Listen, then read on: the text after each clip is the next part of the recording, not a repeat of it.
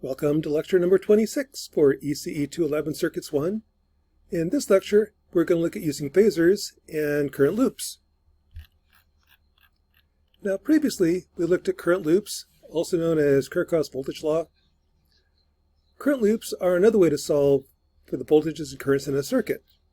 The idea is if you have a circuit with n windows, if I can write n equations for n unknowns, I can find the unknown currents. So in each window, you define a current. I personally like defining the currents to go clockwise in each window.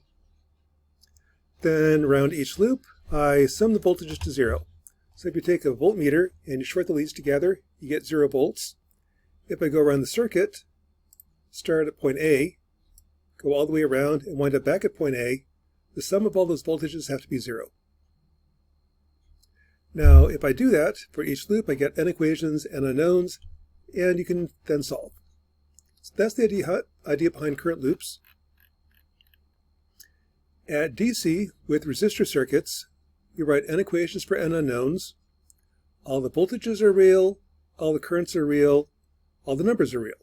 So real numbers work fine at DC. Well, for AC, you switch over to phasors. If you have a circuit like this, I will then use phasors to represent the phasor voltage, real parts cosine minus j sine, represent the inductors as j omega L, capacitors as whatever j omega C, resistors as R. I then have a circuit just like before. I need to write n equations, n unknowns, except that now I'm going to have complex numbers. So if you don't mind using complex numbers, current loops with phasors is just like current loops at DC, only now with complex numbers. Recall that if you have a sinusoidal input, that's represented in phasors as A minus JB, where A is the cosine value and B is the sine value. For current sources, same thing. The phasor representation is complex number. The real part is cosine minus j is sine. Resistors are represented by phasor impedance of just R. Inductors are j omega L. Capacitors are 1 over j omega C. And note that inductors and capacitors are different. Inductors, you get a plus j times some number. For capacitors, you get minus j times some number. Again, 1 over j is minus j. Capacitors and inductors are different. That shows up with the minus sign. For example, suppose I have this circuit. Find the voltages and currents in this circuit using current loops. Well, the first step is convert everything to phasors. So let's do this in red. And here I know the frequency right here, omega is 1000. The voltage source is represented by 3 plus j0. Again, the real part's cosine minus j is sine. The resistors are unchanged. The inductors become, here, inductor is j omega L.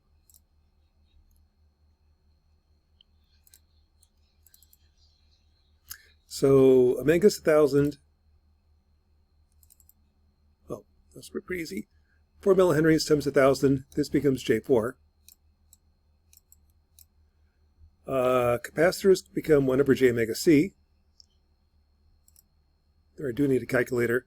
So I've got omega is 1000, 1 microfarad. 1 over that is 1000. So this is minus j 1000. And this one is 2 microfarads. So 2 e minus 6 times 1000 radians per second, inverse. This becomes minus j 500. So that's represent everything in terms of phasors. Now I define my current loops. There's one loop. Here's the second loop. Third loop. I've got three unknown currents. Write 3 equations, 3 unknowns. Solve. So it's kind of the approach. I define my 3 currents, then write the 3 equations. Around loop I1, if I start right here,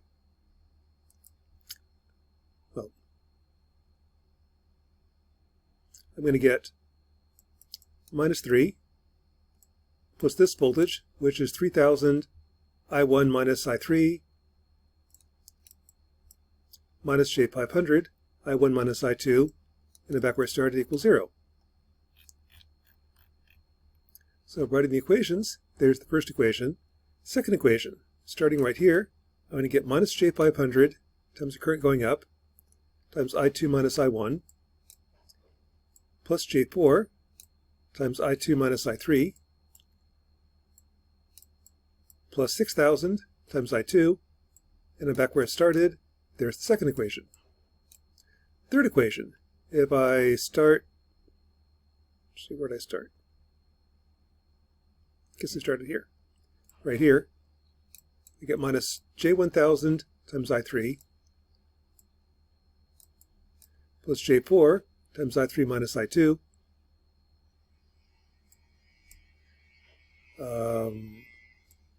plus 3000 I3 minus I1 plus 5000 I3, and then back where I started, equals 0. So I have my three equations, three unknowns. Now this is where MATLAB really shines. I need to solve three equations, three unknowns, but these are equations in complex numbers. You could do that by hand, be really painful. MATLAB is really good at that. So using MATLAB, I'll group all the terms, place it in matrix form. So there's your A. Your B is right here. Then the current is inverse of A times B. And here I'm going to do it in milliamps times 1000 gives you the current in milliamps. So there's I1, I2, I3. Real parts cosine minus J is sine. So what that means is if this is I1, I know that I1 of t is the real parts cosine minus J is sine, likewise for I2, likewise for I3. So here's your answer. Now, to check your answer, I would just throw this in Circuit Lab. So here's the circuit. Let's see. In Circuit Lab, the frequency is in hertz rather than radians per second. So we need to convert 2 pi f is omega. Set upon the frequency, take 1000 divided by 2 pi, you get 159 hertz. It's a sine wave, so I'm going to plot it for 2 cycles. The period is 6.3 milliseconds. It's going to plot it for 12 milliseconds. I'm going to start at 20 milliseconds because there's the starting transient. Let it go for 3 cycles. Let the starting transient die out. So go from 20 to 32 milliseconds. Make the step size 1,000 times smaller. Gives 1,000 points on the plot. And look at the currents. And what you get is this. Now note once again in phasors, I can pull out the peak, that's the magnitude in polar form, fairly easily. I can see the phase shift. The phase shift is the delay. Normally I just kind of ignore the delay, the phase shift. It is there, it does show up on the graph, a little bit harder to get. And kind of figure if you get the peaks right, you probably did it right. So in MATLAB, here's the magnitude of the currents. In Circuit Lab, the current through R1 is I3. I get 545 milliamps. Calculations for 549. That pretty much matches. In Circuit Lab, the current through R2 is 120.122 milliamps. That matches up with MATLAB. And the magnitude of I1 minus I3, that's the current through R3, is 934 milliamps. Take the magnitude of I1 minus I3, that matches up. So the magnitudes match up pretty well. The angles also match up. I'd have to look at the time delay, but usually just stick with the amplitude. So everything you do at DC also works at AC, only now using complex numbers. As a second example, suppose I have dependent sources. Well, phasors are still going to work just as well. Suppose I have this circuit. V0 is 10 sine 100t. Find the voltages and currents in this circuit. Well, the first step is to express everything in phasor form. So omega is 100. V0 becomes 0 minus J10. Again, the real part's cosine minus J is sine. That's a sine wave. Omega is 100. So J omega L becomes J20. Resistors don't change.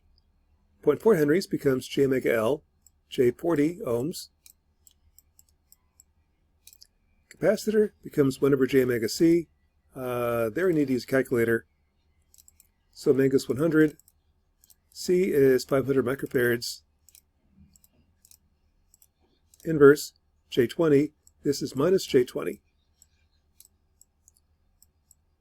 So I just calculated 1 over omega C.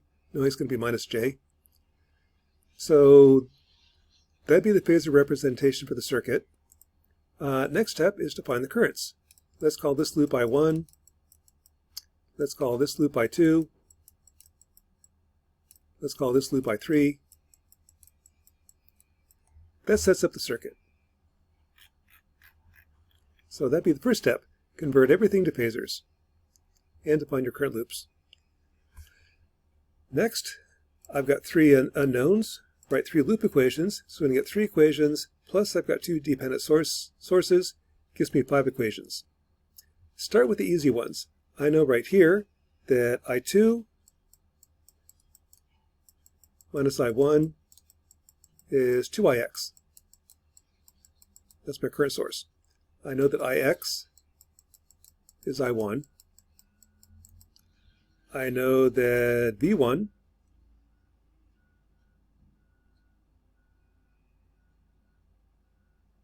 I'll do that with current loops.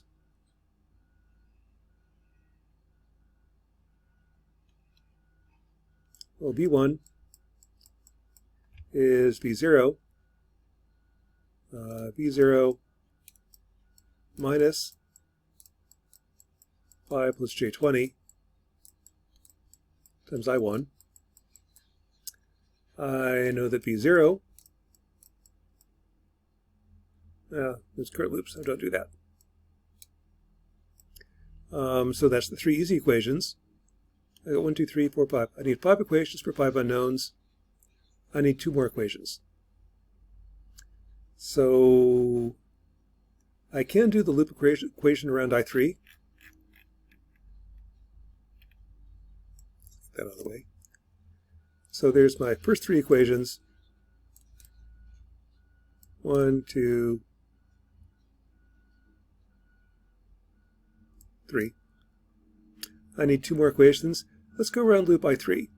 Around loop I3, I get this voltage minus 10V1 plus 10I3 minus 20I3, and back where I started.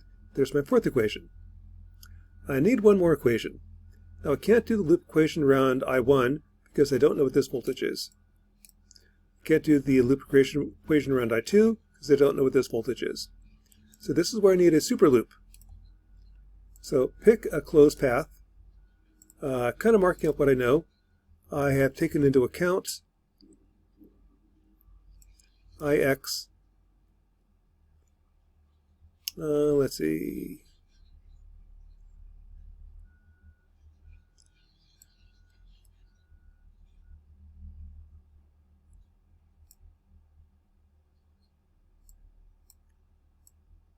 That's the second equation.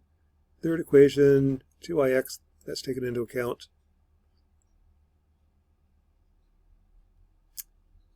Um, 10V1, that one's taken into account. 10I3, 20, okay. So my super loop has to include these terms. They do matter. So pick a super loop, let's do that in green. I'm just going to take this great big overall outer loop. Call that my super loop. Perfectly valid super loop.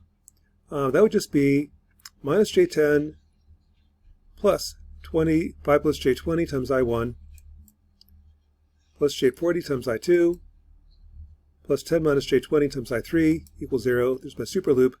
5 equations, 5 unknowns. Once you get 5 equations, 5 unknowns, solve.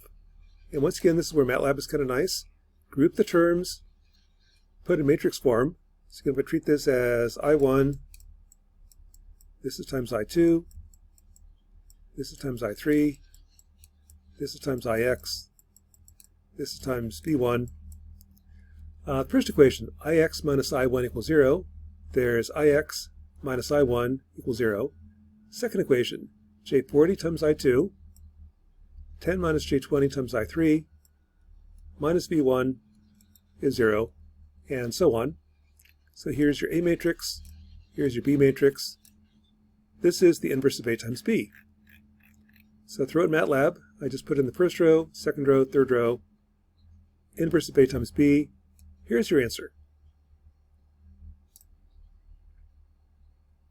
Now to check your answer, well, going back to the time domain, this is the phasor representation. What that means is the real part's cosine minus j is sine, and the frequency is 100, because that's the frequency of the input. To check your answer, throw it in Circuit Lab. So here's the Circuit Lab representation. Run a simulation for a couple cycles, and then check the peaks. The peaks in Circuit Lab should match your calculations. So MATLAB, this is the magnitude of I1, I2, I3. In Circuit Lab, the magnitude of I1 matches up pretty well. Magnitude of I2 matches up. Magnitude of I3 matches up. So if magnitudes match up, match my calculations, probably did it right.